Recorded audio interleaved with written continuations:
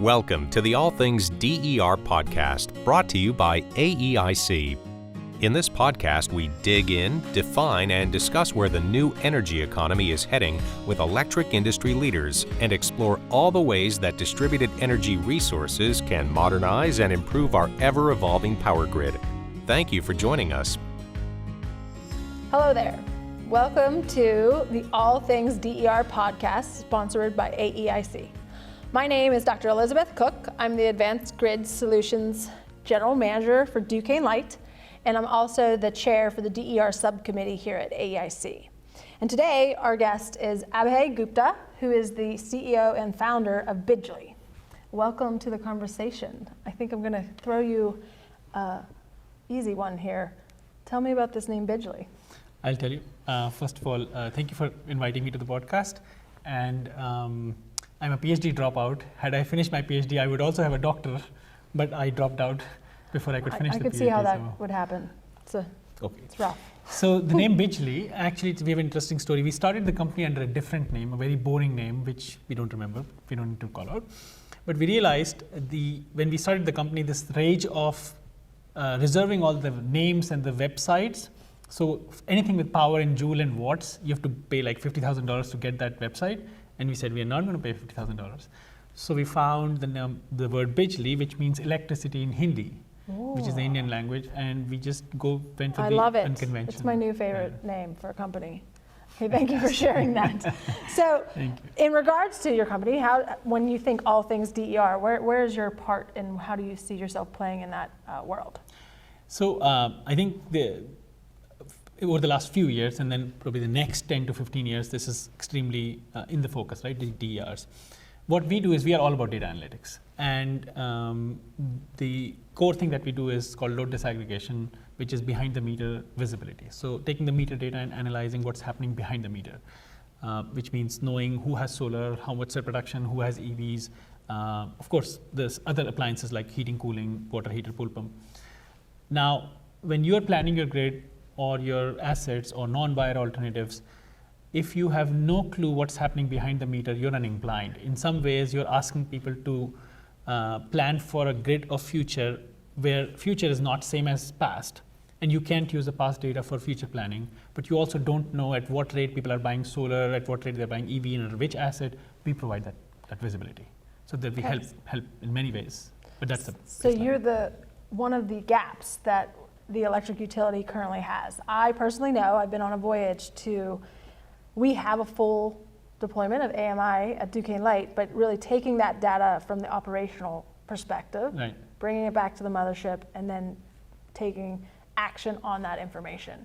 And as we have been on this journey, the amount of data coming back and the bandwidth and all of those hurdles. So having companies like you able to run the analytics at the edge brings smaller bits of data back. Would that be kind of the space that you sit in? Some ways, we do import all the meter data. So whatever huge amount of data that is coming from your metering network into your database at the edge, we do import all of that. But we are a company that is used to dealing with big data. We are a big data analytics company.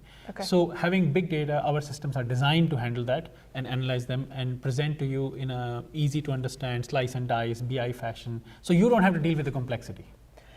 So being that you're in this industry, what do you see as one of the biggest challenges that in electrifying the edge, distributed energy resources, which I tell our listeners is any active device that is not just a load, but that can be managed from afar? What do you see the big challenges for utilities to embrace this new reality? I think I'm sure there are many challenges, but I'll focus on one of them. And the one we focus on is the misalignment that is going to happen between the supply and the demand, because both of them are changing. In past, your supply was mainly coming from some renewables and majority fossil fuels, and you have a coal plant or you have another natural gas plant, and you can fire it up anytime, and you run it at a consistent level with some peaker plants, which means your supply is following the demand with some curtailment of demand response. Now, as we go forward, all the renewables, everybody going towards renewables, which means sun, solar, and wind, and probably some hydro in some places. But solar and wind, sun doesn't shine all the time and wind doesn't blow all the time, which means you're not going to have that constant supply of energy, which means not only you're building your assets, but you're probably building a large infrastructure of storage as well. But that is also very expensive. And the shortage of batteries going into the car and going into the utility grade storage, it's a nightmare. So what you do now on the demand side, there's another storm coming with all the electric vehicles, which are not only a huge load, but also they're mobile. So you cannot really predict when and what will happen. Now think of a simple scenario. The long weekend is coming, everybody is gearing up for a road trip, and on Wednesday and Thursday night, everybody's going to start charging their cars, and boom, these are cloudy days, and your supply has gone down. What are you going to do? Right. So these are the kind of things that we're going to face, and supply and demand are going to go out of sync, and managing the two together to figure out you can supply energy when people want, or you can change the demand when the supply is available. The concept of flex demand. These things have to happen. Right. That's what we see. So for our listeners, I'm going to kind of create a visual. So I like to think of, and I don't think a lot of users of the electrical grid know this, that at every moment that you use energy or turn on a light, the exact amount of generation needs to be dispatched. Yes. So you can kind of think of a lake, and the water going into the lake is the generation, and the water coming out of the lake is the demand of what we're using. And so over the last 100 years, we have been very predictable creatures. Right. We get up, we go to work, we come home, we go to bed. Right. So we've been able to offset that, even exchange. So really the lake model is like sitting on Lake Erie, which for those of you that don't know Lake Erie, it's northern PA, one of the Great Lakes.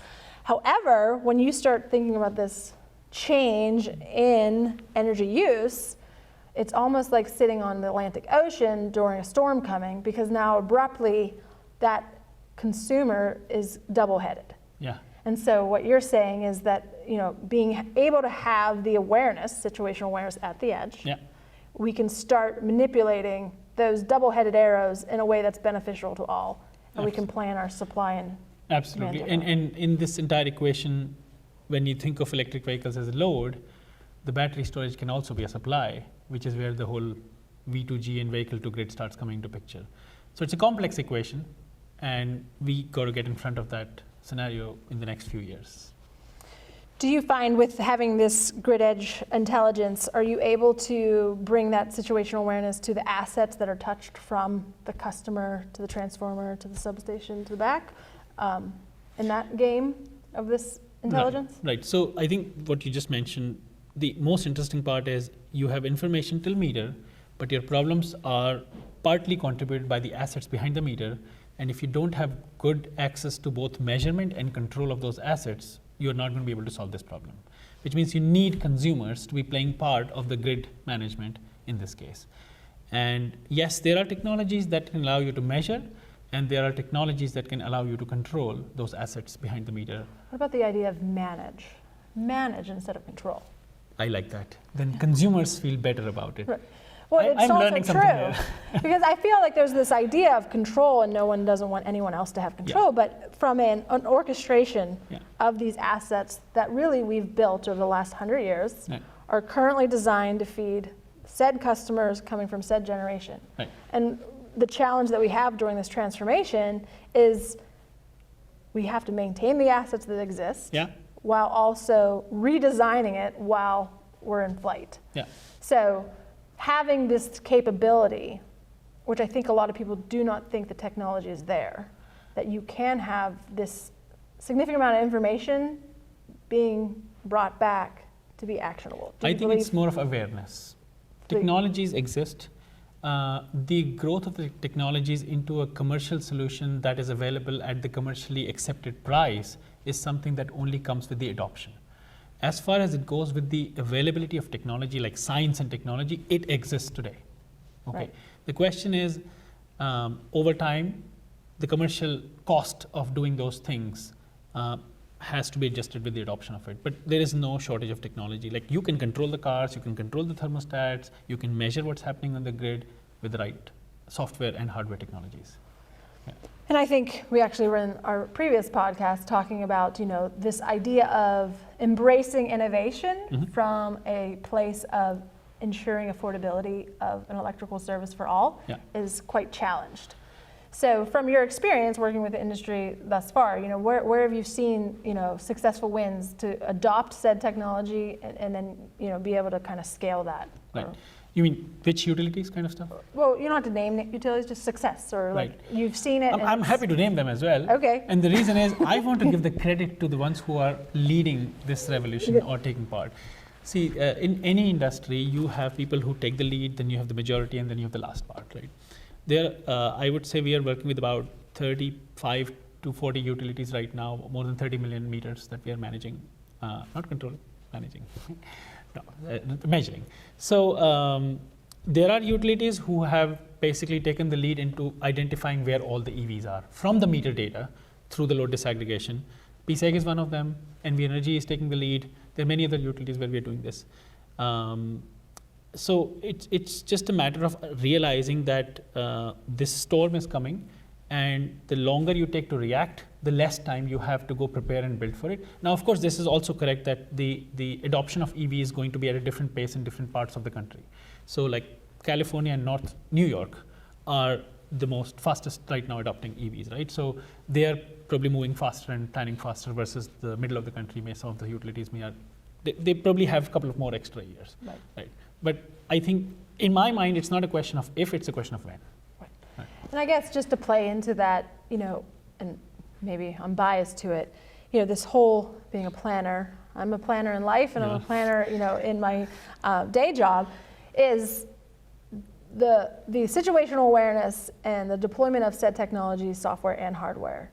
Do you believe it's a no regrets? Because I think even if the evolution of an electrified edge does not happen, it still makes us better at understanding who our customers are and how we can create. So that is what we were doing for the last 7 years before the whole renewables and sustainability and EV became the main focus. Okay. We, for the last 7 years, have been actually selling and introducing to different utilities this concept of what I call personalization, hyper-personalization and targeting. See, like you use Amazon and you use Netflix and every single account gets a different recommendation, right? That's hyper-personalization. No two accounts are same. But in case of energy, the accounts were usually measured by kilowatt hours. How many kilowatt hours did this account consume, right? 600, 700, 1300.